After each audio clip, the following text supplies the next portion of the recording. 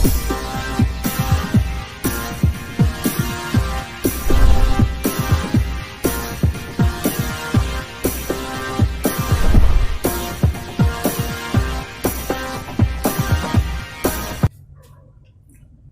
दोस्तों, सक्सेस मंत्रा क्लास में आप लोगों को स्वागत है।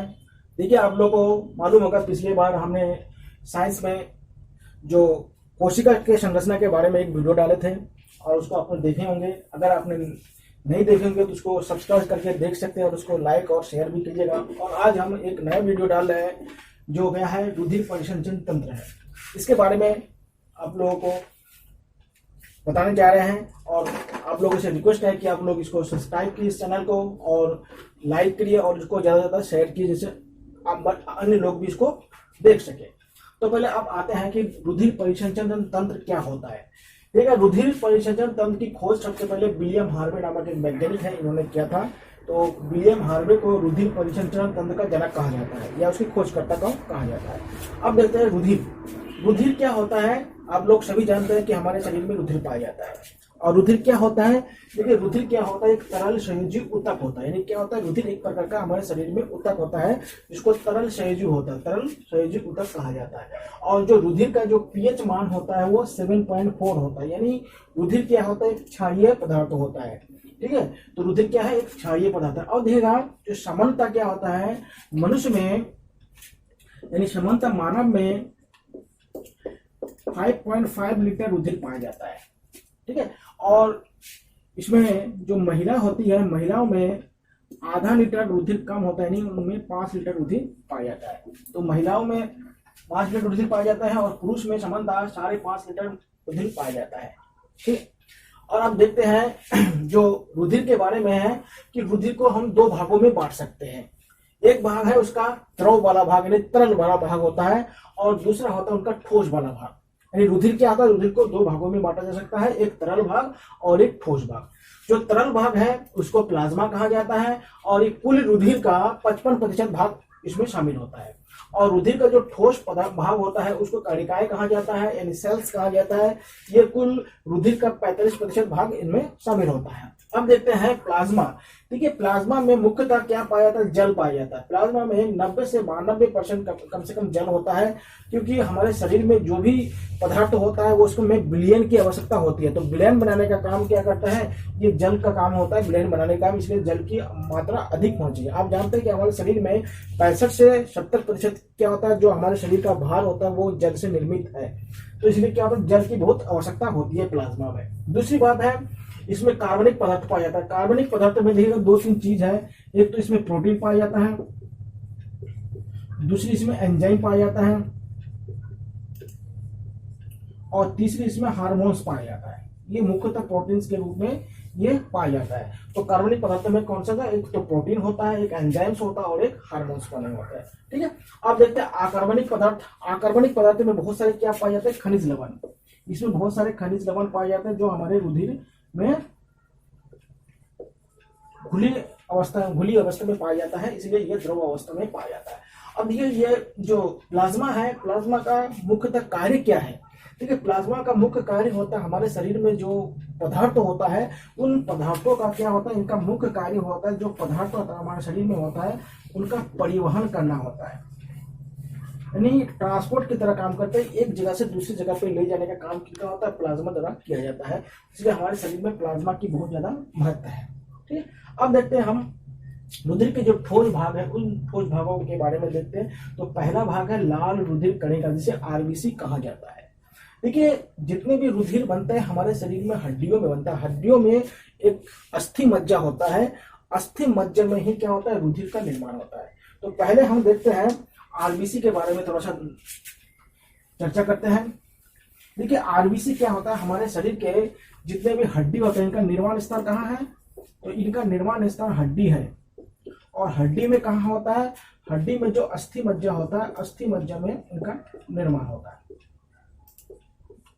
तो हड्डियों के अस्थि मज्जा में इनका निर्माण होता है। और हड्डी जितना लंबा होता है उनमें क्या होता है, रुधिर का जो निर्माण होता है वो भी ज्यादा होता है। इसलिए जो लंबी हड्डी होगी उसमें रुधिर का निर्माण। इसे देखते हैं जो लोगों का हड्डी कमजोर होता है या हड्डी टूटी हुई होते हैं उनके शरीर में रुधिर की मात्रा हमेशा कम पाया जाता है, क्योंकि उनमें रुधिर का निर्माण तेजी से नहीं हो पाता। दूसरी बात, इनकी उम्र कितनी होती है, यानी आयु कितनी होती है। देखिए जो लाल रुधिर कणिकाएं हैं यानी आरबीसी है, उनकी उम्र 120 दिन तक होता है।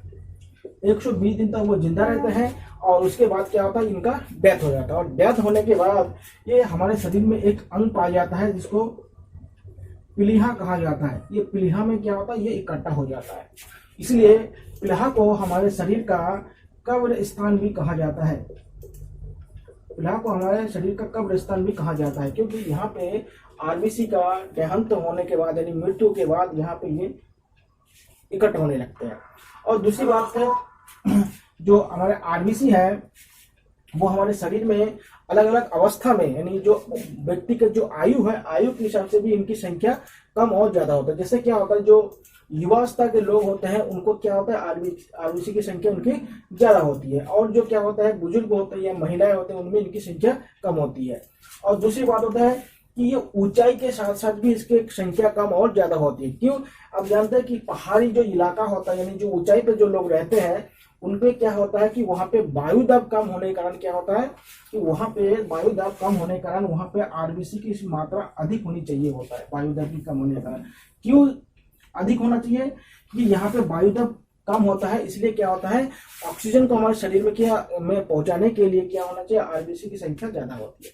तीसरी बात होता है कि जो आरबीसी होता है, आरबीसी में केंद्रक नहीं पाया जाता है। आरबीसी में क्या नहीं पाया जाता है, केंद्रक नहीं पाया जाता है। क्यों नहीं पाया जाता है? इसलिए नहीं पाया जाता है क्योंकि आरबीसी का जो मुख्य कार्य होता है वो होता है ऑक्सीजन का परिवहन करना। अगर देखेगा, अगर आरबीसी मतलब ये है और उनके बीच में केंद्रक है, तो केंद्रक होने के क्या होता है, उसका आयतन कम हो जाएगा।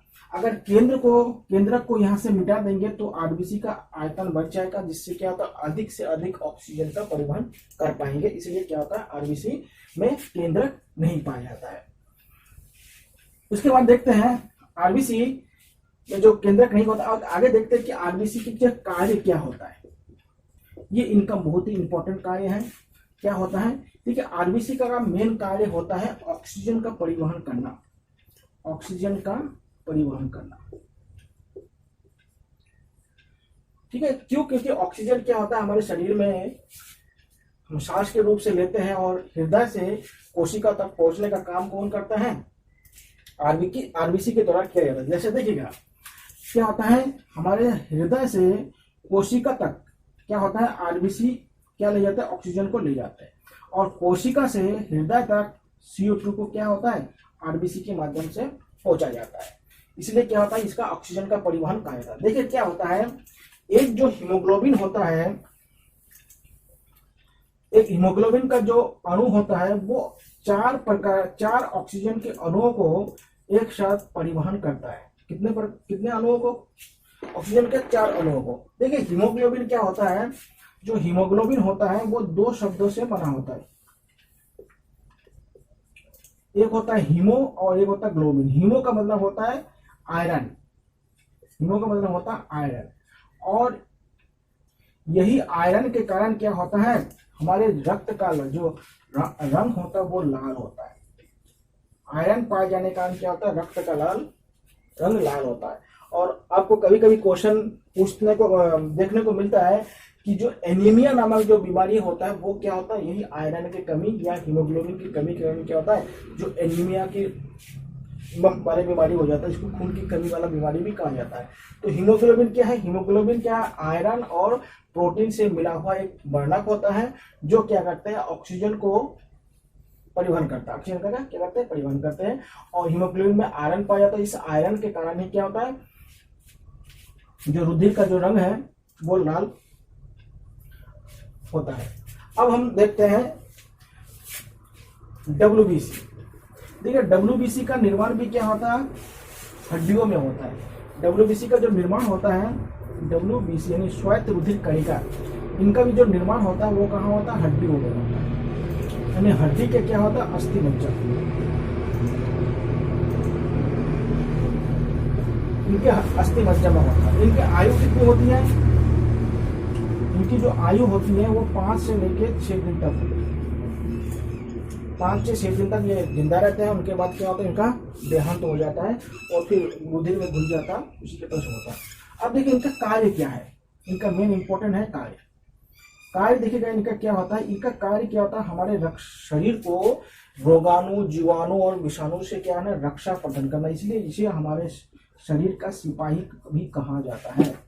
क्यों सिपाही कहा जाता है, जैसे देखिएगा हमारे सेना जो होते हैं बॉर्डर पे रह के शरीर का मतलब देश का जो सुरक्षा करते हैं सिपाही, उसी प्रकार से क्या होता है जो WBC होता है वो हमारे रक्त में घुलकर यानी रुधिर में रहकर जो हमारे शरीर में जो विषाणु रोगाणु होते हैं उनको मारने का काम करता है, इसलिए क्या होता है इसको सिपाही कहा जाता है। और इसी कारण क्या होता है, इसी को क्या होता है हमारे शरीर में जो प्रतिरोधक क्षमता होता है उनको भी बढ़ाने का काम क्या करते हैं, प्रतिरोधक क्षमता, वो भी WBC के माध्यम से किया जाता है। क्योंकि ये क्या होता है जो जीवाणु विषाणु रोगाणु होता है उनका भक्षण करते हैं, उनको मार डालते हैं।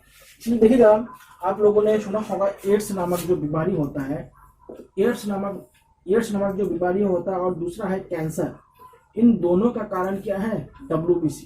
अगर हमारे शरीर में WBC की संख्या कम हो जाती है तो उसी को क्या कहते हैं एड्स भी कहते हैं, उसी कारण एड्स भी होता है और हमारे शरीर में कैंसर भी हो सकता है। तो एड्स और कैंसर होने का मेन मुख्य कारण क्या है, हमारे शरीर में WBC की संख्या का कम हो जाना है, इसी को क्या कहता है एड्स और हो जाता है। ये क्या बहुत ही खतरनाक होता है, क्यों, क्योंकि WBC की संख्या कम हो जाने पर हमारे शरीर का प्रतिरोधक क्षमता कमजोर हो जाता है और इससे क्या होता है हमें बहुत सारी बीमारी हो जाता है। इनका मुख्य कार्य होता है सुरक्षा प्रदान करना। अब हम अगला जो कारिका है उसके बारे में देखेंगे प्लेटलेट्स। देखिए जो प्लेटलेट्स का मुख्य कार्य होता है, प्लेटलेट्स का जो निर्माण होता है ये भी क्या होता है हड्डियों में होता है। कहाँ होता है, हड्डी, और हड्डी के कहाँ होंगे, अस्थि मज्जा, हड्डी के अस्थि मज्जा में इनका निर्माण होगा, ठीक है। और इनका जो आयु होता है वो 2 से लेके 4 दिन तक होता है, इनके बाद इनका देहांत हो जाता है और क्या होता है प्लीहा में ये जमा होने लगता है।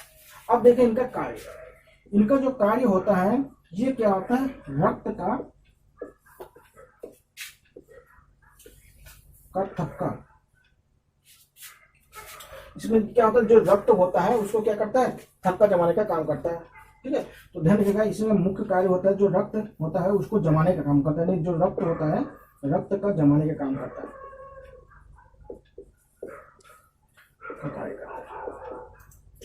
क्यों, आप लोग जानते हैं कि हमारे शरीर में अगर कहीं कट जाता है तो क्या होता है 2 से लेके 5 मिनट तक क्या होता है रक्त जम जाता है।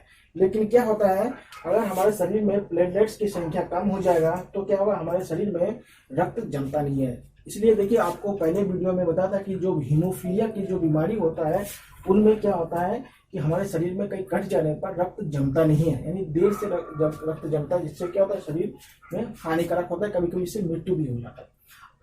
एक बात आप लोगों को बताता हूँ, देखिएगा हमारे शरीर में एक बात है कि अगर हमारे शरीर में ब्लड है और हमारे शरीर में प्लेटलेट्स भी है तो इसको क्या होता है शरीर के अंदर क्या होता है रक्त का जम जाना चाहिए होता है, लेकिन क्यों नहीं जम पाता है। देखिएगा क्यों नहीं जम पाता, इसका एक कारण है। क्यों कारण है, क्योंकि हमारे शरीर में एक हिपेरिन नामक वर्णक पाया जाता है। हिपेरिन नामक क्या होता है एक वर्णक पाया जाता है। इस वर्णक के कारण क्या होता है शरीर के अंदर रक्त नहीं जम पाता है। इससे कारण क्या होता है शरीर के अंदर क्या होता है रक्त नहीं जम पाता है। तो इसे ध्यान रखिएगा शरीर के अंदर रक्त क्यों नहीं जम पाता है, क्योंकि हमारे शरीर में हिपेरिन होता है, ये रक्त को जमने नहीं दिया जाता। अब देखिए रक्त जमने के लिए किन किन चीजों की आवश्यकता होती है। देखिए रक्त को जमने के लिए 4 चीजों की आवश्यकता होती है। जो रक्त का जो थक्का जमना है उसके लिए क्या है 4 चीजों की आवश्यकता होती है। कौन कौन सी चीज, देखिए एक प्रोटीन की आवश्यकता होती है, एक हार्मोन्स की आवश्यकता होती है और एक क्या होता है धातु की आवश्यकता होती है और एक होता है विटामिन की आवश्यकता होती है। ये बहुत इंपॉर्टेंट है, इनमें धातु और विटामिन बहुत इंपॉर्टेंट है, क्योंकि ये बार बार क्या है पूछे जाते हैं कि रक्त का थक्का जमाने में कौन से धातु का इस्तेमाल होता है या कौन से विटामिन का इस्तेमाल होता है।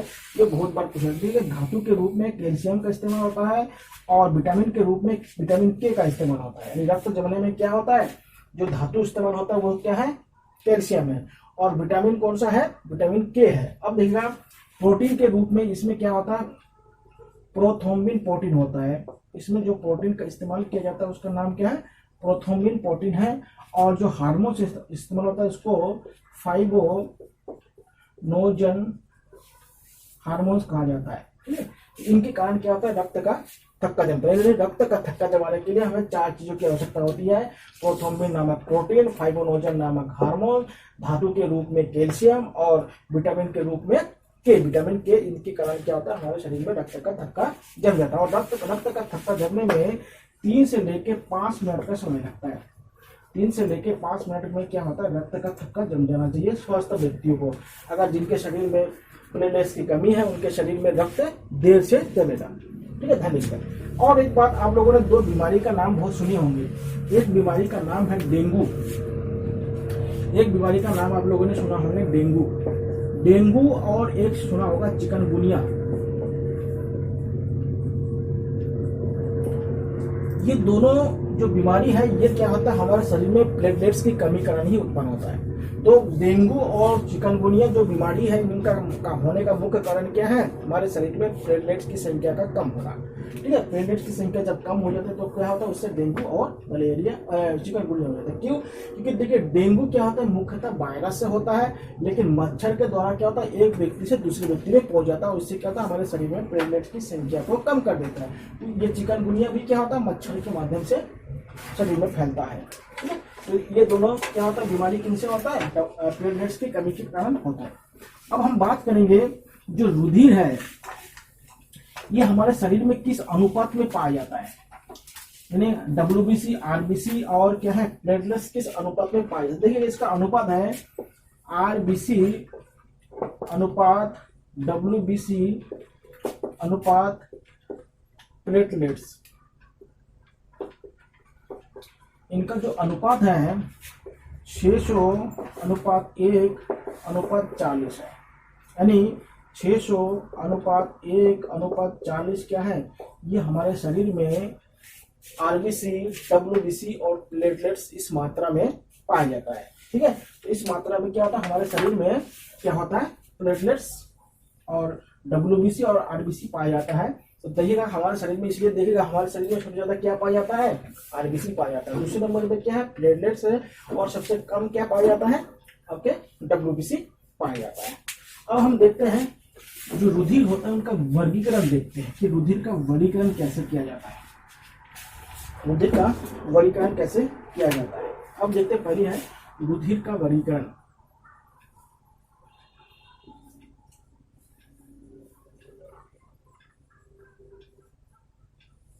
देखिए, रुधिर का वर्गीकरण करने से पहले 2 चीज हमें जानना है। एक होता है एंटीजन और एक होता है एंटीबॉडीज।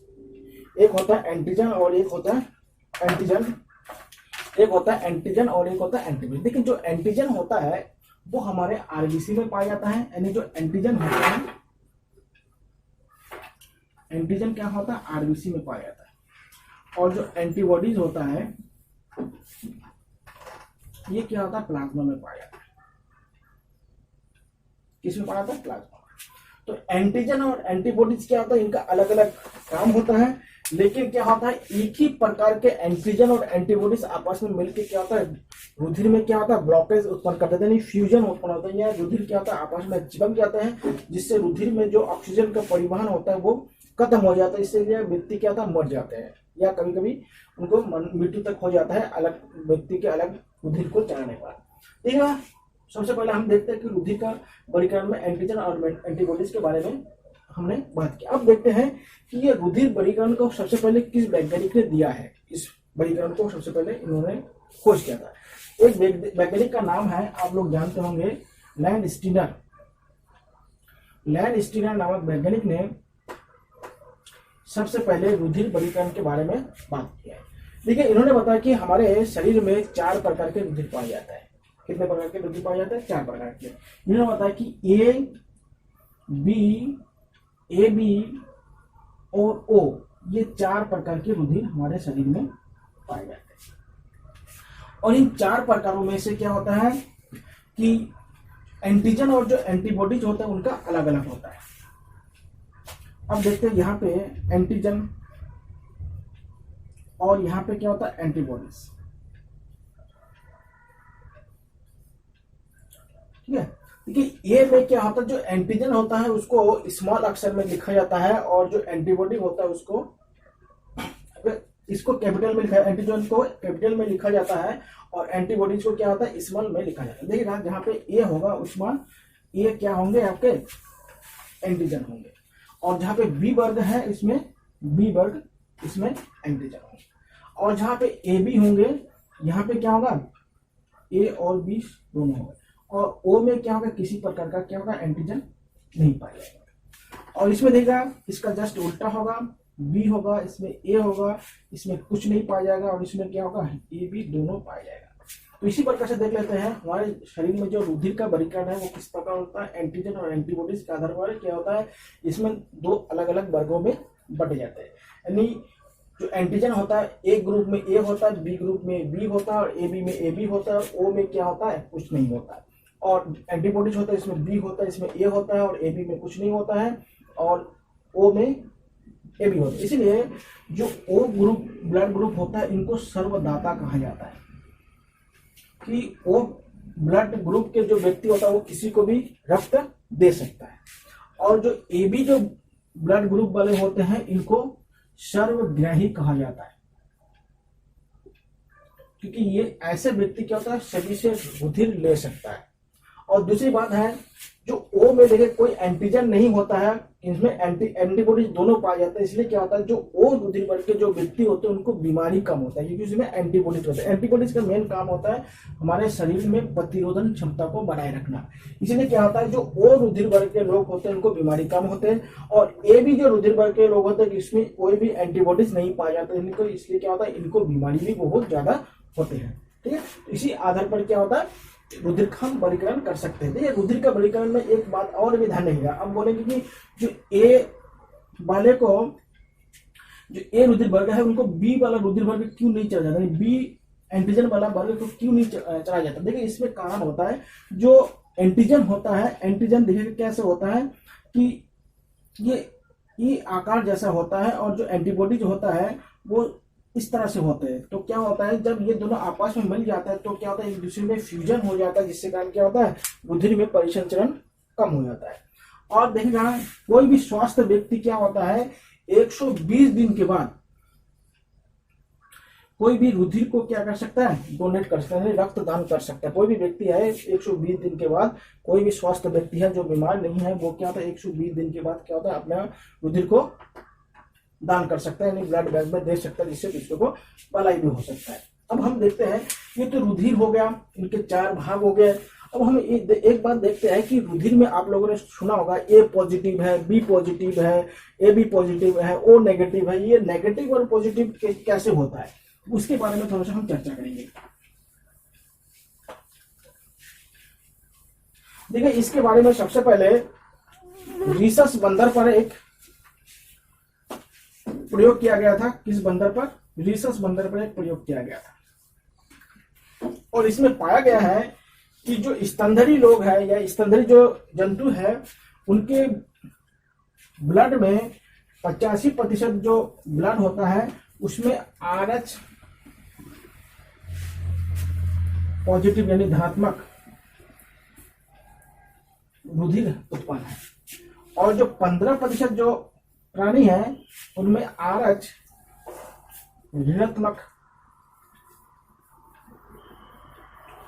रुधिर पाया जाता है। यानी अर्थात क्या है पूरे हमारे जो स्तनधारी जंतु होते हैं या जो मानव इसमें आता है स्तनधारी में, इनके ब्लडों में यानी इनके रुधिर में 85% क्या होता है RH पॉजिटिव होता है, और 15% रुधिर क्या होता है नेगेटिव होता है। इसलिए क्या होता है कि अगर ए बी पॉजिटिव है तो मतलब क्या होता है कुल रुधिर का 85% होगा, और ए बी नेगेटिव कितना होगा 15% होगा।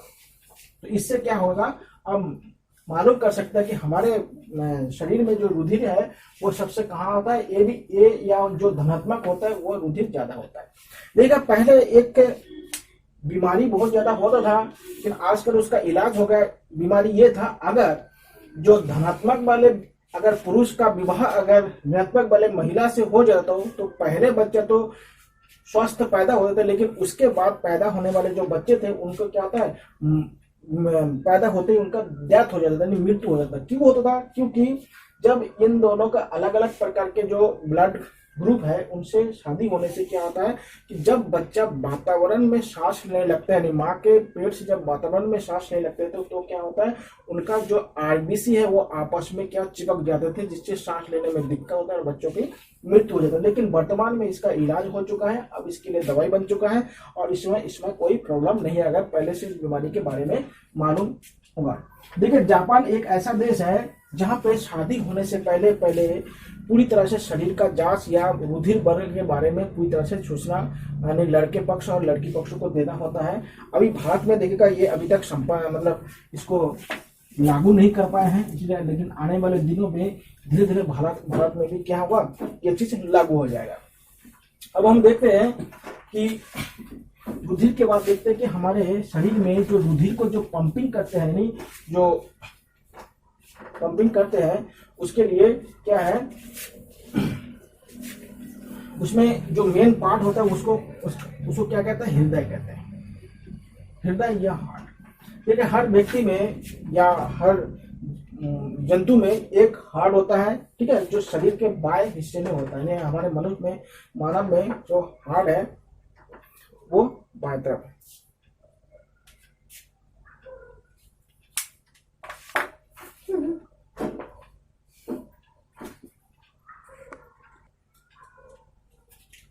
अब हम देखेंगे हृदय के बारे में देखेंगे। देखिए पूरी जो जंतु है या जो स्तनधारी है, कुल मिलाकर जो स्तनधारी होते हैं, ये क्या होता है, हृदय के आधार पर ये क्या होता है, 2 वर्गों में इनको बांटा जाता है। ठीक क्या होता है, एक वर्ग होता है जिसको समतापी कहते हैं और एक होता है जिनको विषमतापी कहा जाता है। अब देखिएगा हार्ट के आधार पर जंतुओं को 2 भागों में बांटा जाता है, एक को कहते हैं समतापी और एक को कहा जाता है विषमतापी।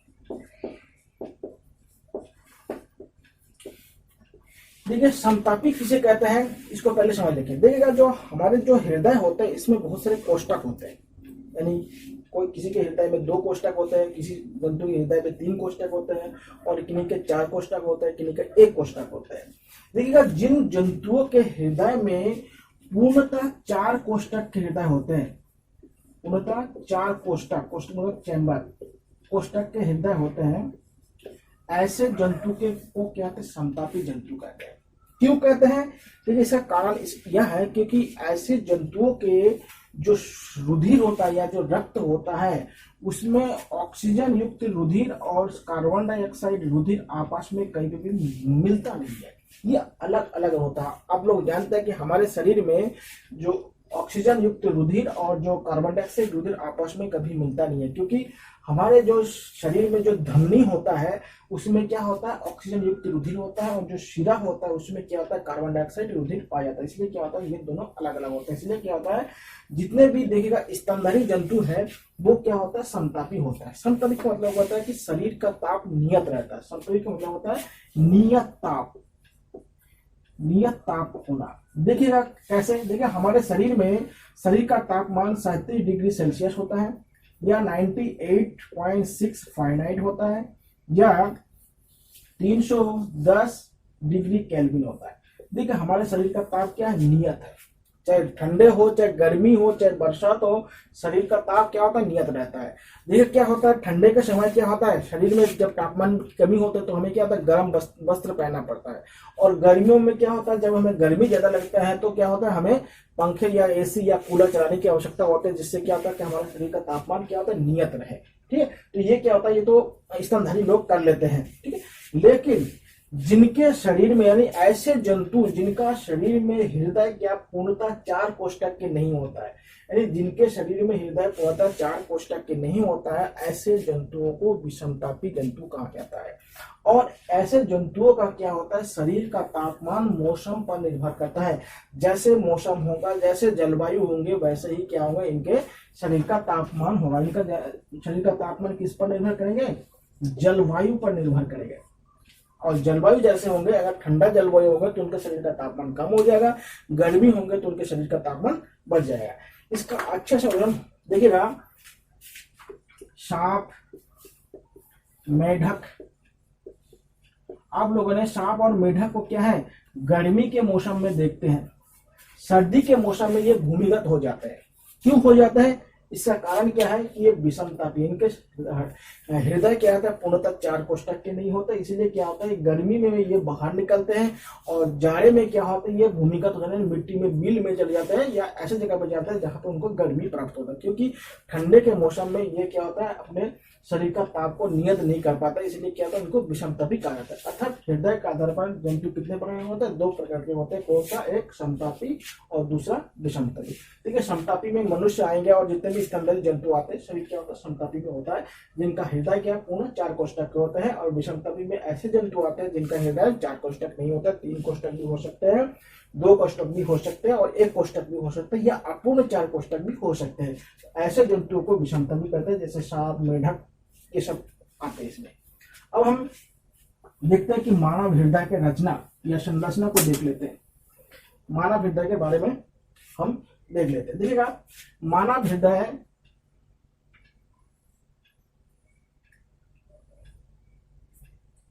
पूर्णतः 4 कोष्ठक के बने होते हैं। ये वाला भाग क्या है, बायां साइड मान लेते हैं और इस वाले भाग को हम दायां साइड मान लेते हैं, यानी राइट साइड मान लेते हैं। देखिए, ऊपर के जो 2 कोष्ठक होते हैं इनको क्या कहते हैं, अलिंद कहते हैं। इनको बायां अलिंद कहते हैं और इनको दायां अलिंद कहते हैं।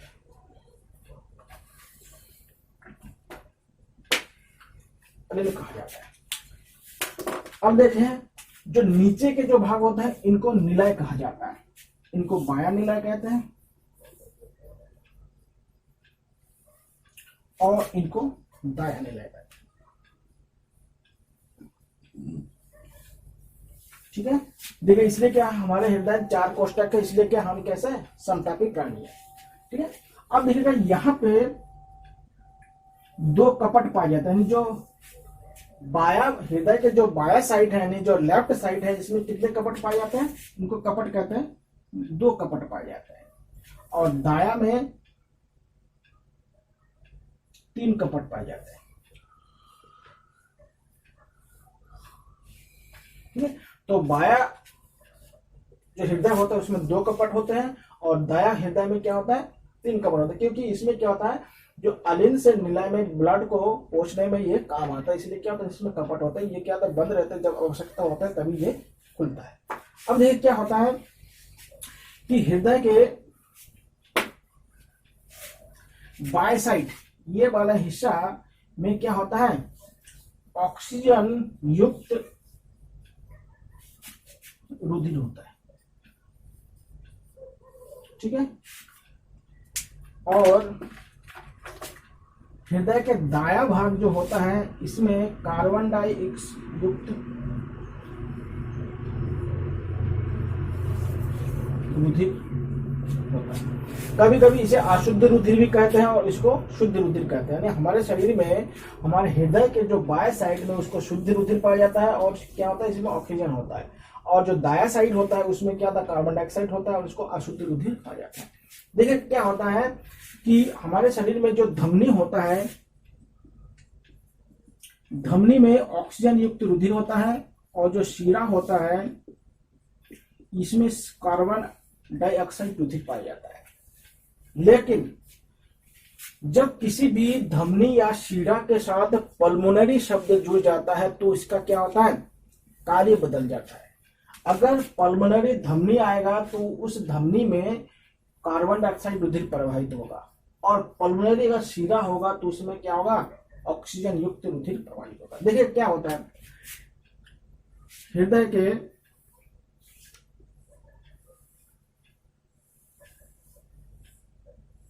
बाएं साइड में क्या होता है, हमारे फेफड़ा होता है। ये क्या है, फेफड़ा। फेफड़ा, अब देखिए फेफड़ा से देखिए क्या होता है, फेफड़ा से इस नाली के मदन से जुड़ा होता है और इस जो नाली होता है इसको कहते हैं पल्मोनरी धमनी कहते हैं। और इससे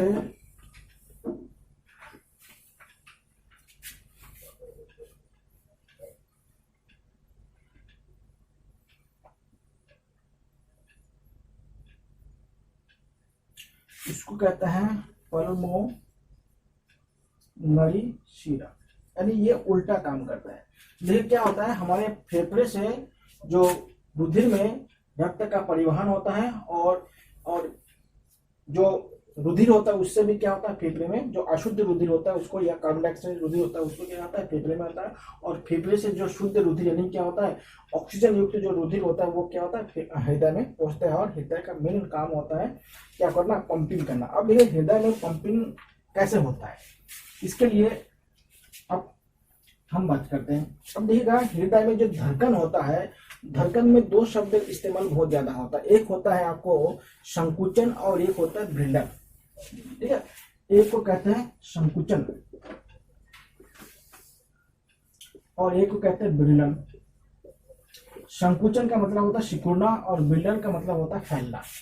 देखिए, जब हमारा शरीर में जो हृदय है, हृदय जब संकुचित होता है तब क्या होता है, रुधिर हृदय से कोशिका तक पहुंचता है। जब क्या होता है, शरीर हृदय में संकुचित होता है तब क्या होता है, हृदय से रुधिर कहाँ पहुंचता है, आपके कोशिका तक पहुंचता है। और कौन सा रुधिर लेके जाएंगे, तब ऑक्सीजन युक्त रुधिर लेके जाएंगे। और विलंब का मतलब होता है हृदय का फैलना। जब हृदय फैलता है तो क्या होता है, कोशिका से जो अशुद्ध रुधिर होता है, जो कार्बन डाइऑक्साइड युक्त रुधिर होता है वो क्या होता है, हृदय में पहुंचता है, ठीक है। तो ये होता है, देखिएगा संकुचन में 0.5 सेकंड का टाइम लगता है और विलंब में 0.3 सेकंड का समय लगता है।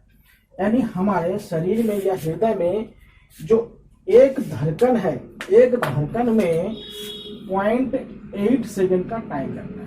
यानी एक धड़कन बनने में कितना टाइम लगता है, 0.8 सेकंड का टाइम लगता है। अगर इसको 0.8 को 60 से अगर भाग देंगे तो क्या हो जाएगा, देखिएगा हमारे जो स्वस्थ मनुष्य होता है उनका धड़कन कितना था, 70 से 72 बार होता है 1 मिनट में। यानी प्रति मिनट कितना होता है, हमारे हृदय का धड़कन क्या होता है, 70 से 72 होता है।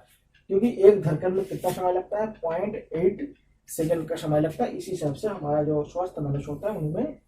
लेकिन जो बच्चे होते हैं, बच्चे का धड़कन बहुत ज्यादा होता है। क्यों होता है, कि बच्चे का धड़कन इसलिए तेज होता है क्योंकि बच्चे क्या होता है, हमेशा वर्किंग में कहते हैं, ठीक है। जिससे बच्चों में क्या होता है, जो धड़कन होता है 140 होता है पर मिनट, यानी 1 मिनट में 140 के बराबर होता है।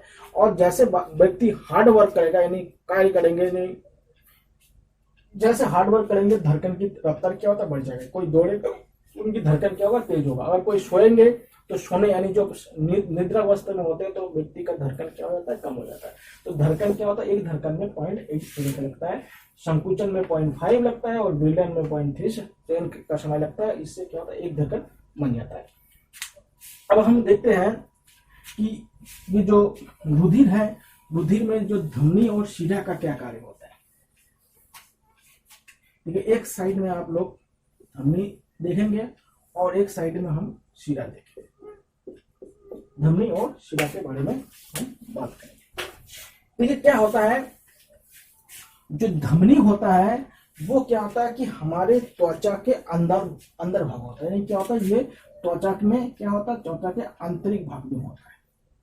और ये क्या होता है, त्वचा के बाह्य भाग में होता है। जो हमें ऊपर से जो भाग दिखाई दे रहा है ये क्या है, शिरा है, और धमनी क्या है, इसके नीचे है। दूसरी बात क्या होता है कि धमनी क्या करता है कि जो रक्त होता है वो हृदय से कोशिका तक ले जाता है। कहां से ले जाता है, हृदय से कोशिका तक ले जाता है। और शिरा क्या करता है, कोई भी रुधिर होता है उसको कोशिका से हृदय तक पहुंचाता है। धमनी क्या होता है, देखिए धमनी में जो क्या होता है, जो रुधिर दाब होता है वो क्या होता है, रुधिर दाब अधिक होता है। इसमें रुधिर दाब 120 mmHg होता है। और इसमें जो रुधिर दाब होता है वो 80 mmHg होता है। यानी हमारे शरीर में जो रुधिर दाब कितना होता है, 120/80 होता है mmHg। यानी मानव शरीर में जो रुधिर दाब कितना होता है, 120। यानी जो धमनी में कितना होता है, 120 होता है, और शिरा में कितना होता है, 80 पाया जाता है।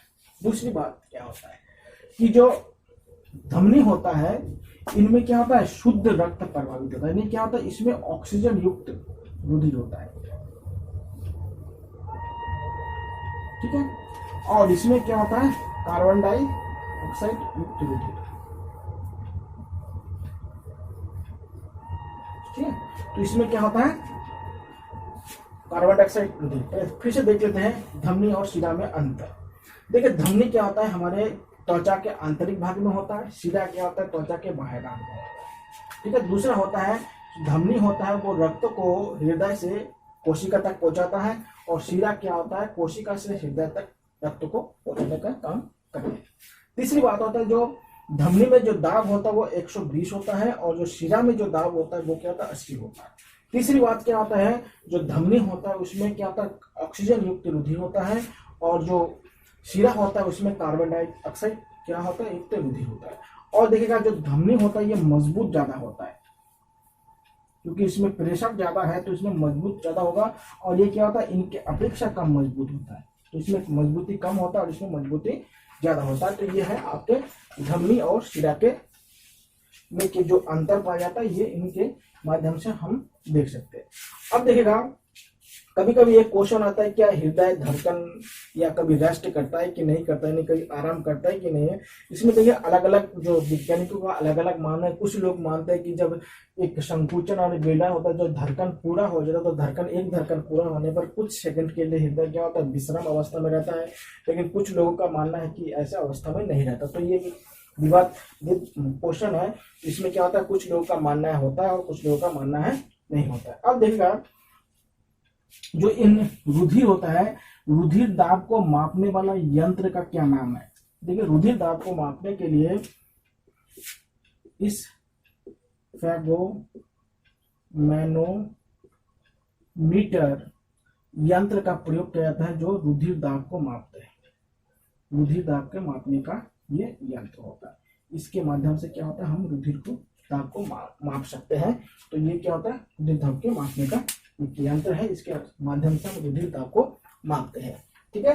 तो साथियों क्या होता है, ये रुधिर और रुधिर कंजम्पशन के बारे में आप लोगों को बताया है।